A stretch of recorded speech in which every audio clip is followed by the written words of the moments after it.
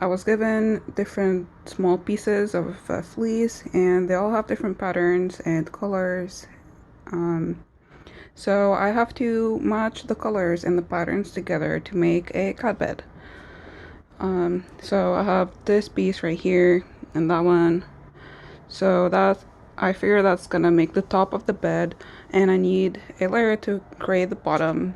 And I looked around to see any orange pieces of fabric, and I'm not sure which one to decide. Should I pick these two or these two? So it looks like I'm leaning more towards this pair of fleece. I make sure that the two pieces have the same width because I want to form a rectangle in the end. So by that I mean this is gonna come here and that piece is going to come here. So there is a difference in the length, but that's not really a big deal. But that's gonna create that much. That's how big the bed is gonna be. And then we can maybe cut this piece and use it for something else, or tuck it inside to create more fluffiness. Alright, so now before we begin sewing everything together, we want to use the pins. The pins basically help me keep things aligned when I pass the fabric through the machine. The way we're going to use these is we're going to basically put the two pieces of fleece one on top of the other, but the thing is that you want to make sure that the top side of each piece is on the top side of the other piece. So if I look closely, I can realize that this is the top side of the piece of fleece and that's the bottom, and the only thing that's telling me is that the lines are less defined, and just the texture of how the fleece is. And here it's more microfiber like ish, and the lines are just more defined and the colors are more vibrant. So this is gonna be the top side, and that's also the top side of it, and that's the bottom here.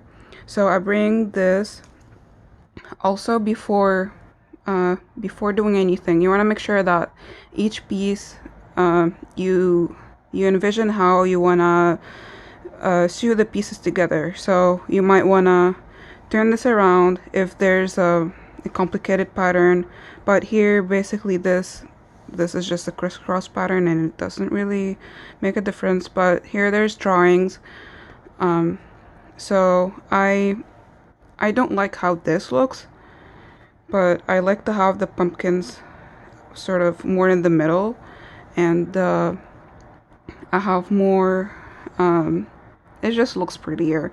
So this is the way I'm gonna go. So I take that piece and I basically just put it on top of the other, but the two top sides are going to be on the inside, and this is gonna go on the inside of the bed, so that's not gonna be visible. And this also is the inside. And also another thing to consider with the pins is that you want to sort of speculate which way you're gonna put the fabric on the sewing machine. So you're gonna put the pin to be the head of the pin is gonna be on top of the two pieces, because like later if you decide to put the pieces that way on the machine, and you can go starting here, but then when you want to take out the pin, you can't take it out because the head is at the bottom. So that's why it's important that you know which way you're gonna go with the sewing machine. This can get more complicated when you have several pieces together and when you get closer to the project.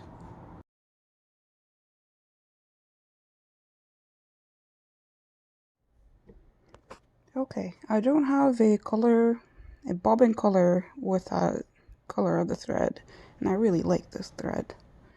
So I see that my mom has 3 white bobbins. I don't want to use a brown one. The orange one is still bold. Alright, so might as well put some thread on top of that one. Okay, so if you wanna refill a bobbin, and if you've never done it before, that's okay. And if you want to do it by hand, that's okay too. I've done it before, but there is a smarter way of doing it. So you basically...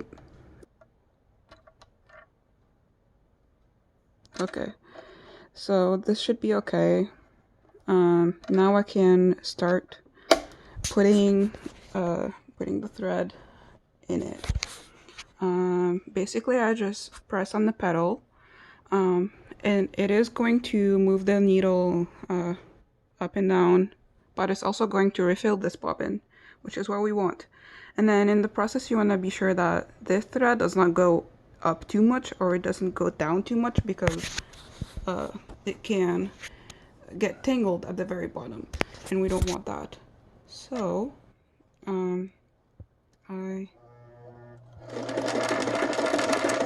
alright, my bobbin is refilled. Alright, if you don't know how to put a thread in the machine, there are lots of tutorials based on what machine you have, but generally speaking, I'm going to put the thread with the thread going from behind. So it is going from behind, it's not going from the front.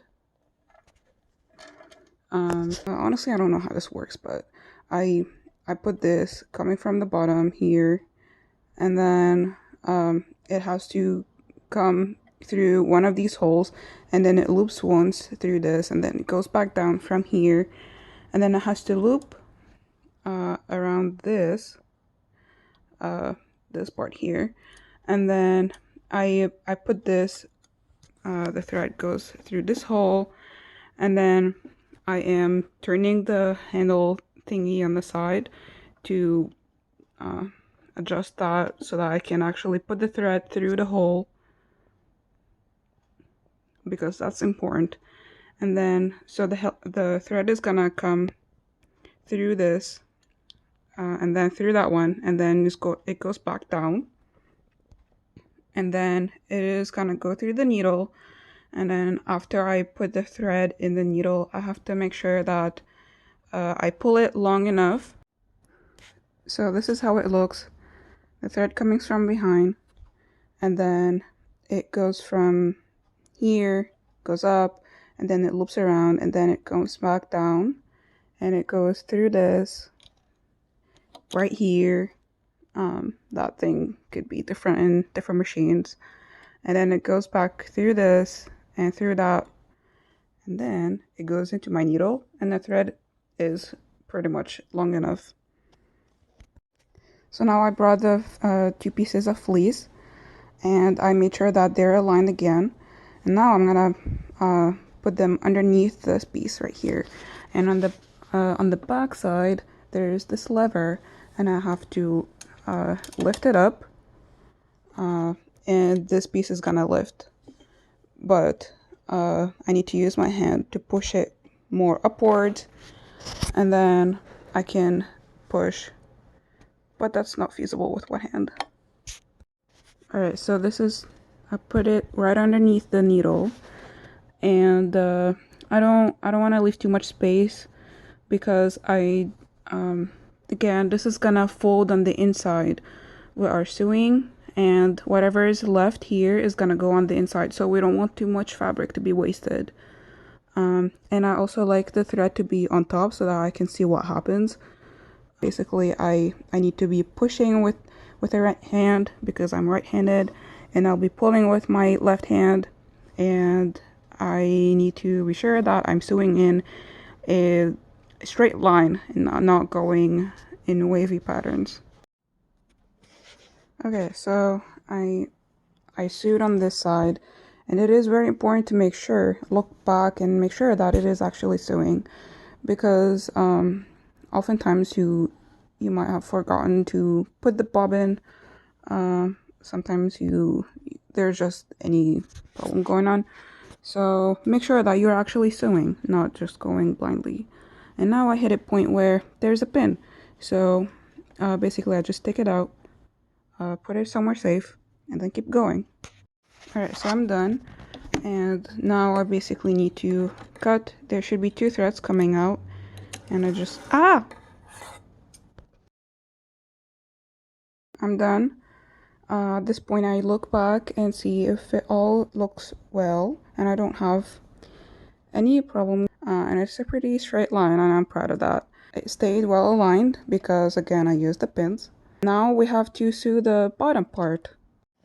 So with the bottom pieces it's pretty much the same thing because we have the same pieces of fleece. So I'm just gonna match the bottom side, the top side, and put it on top of the top side of the other piece, put pins, sew it together, and then we'll have to stitch the top and the bottom. That's gonna be the top part because we want this messiness to go at the bottom and so that no one can see it, and the cats cannot play around with the strings. Usually I don't get that much string going on. I don't know what happened. But basically we're gonna take this and we're gonna take our previous piece, and again that's gonna be the top part, and we put this on top of that one. I wish I had a table to work better, but yeah, this is my working situation. And we're gonna basically be putting pins all around the rectangle, and we are gonna put pins on 3 of the 4 sides because we're gonna leave one of the sides unsewed, and I'll have to figure out something about that. I'll probably have to cut this.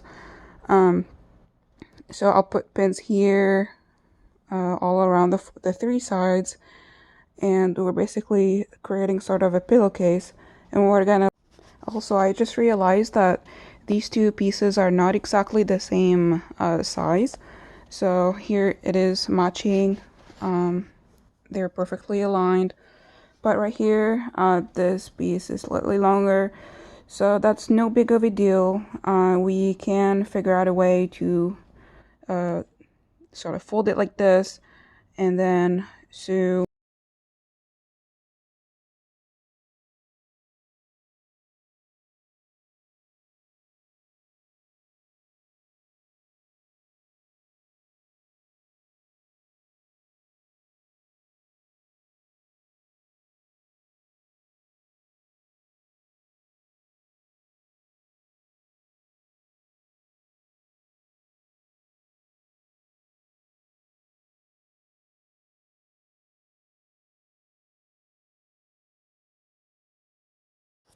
Alright, now comes the fun part. After I put all the stuffing inside and made sure that it is full enough, and there's more than 3 inches of fluffiness, so that's gonna be super comfy for the cats.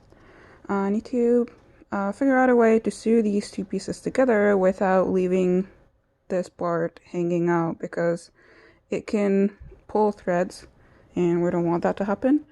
So what we're gonna do is basically fold the top side towards the inside and do the same with that one, and then sew them together. And of course here the pins are gonna be super helpful because that's when we need them the most.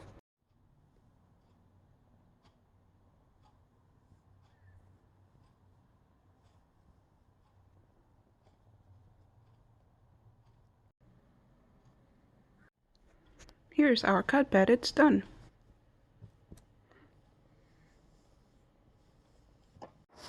So in the end, remember that all the steps that you take to make that cat bed is going to depend on the size of the pieces of fabric that you have. Also, the size of the cat bed doesn't really matter. It probably would matter if you know the age of your cat. Like this one, maybe I would give this to a kitten. The simple case would be that make a long rectangle and fold it in half and then sew the 2 sides and then you'd be done.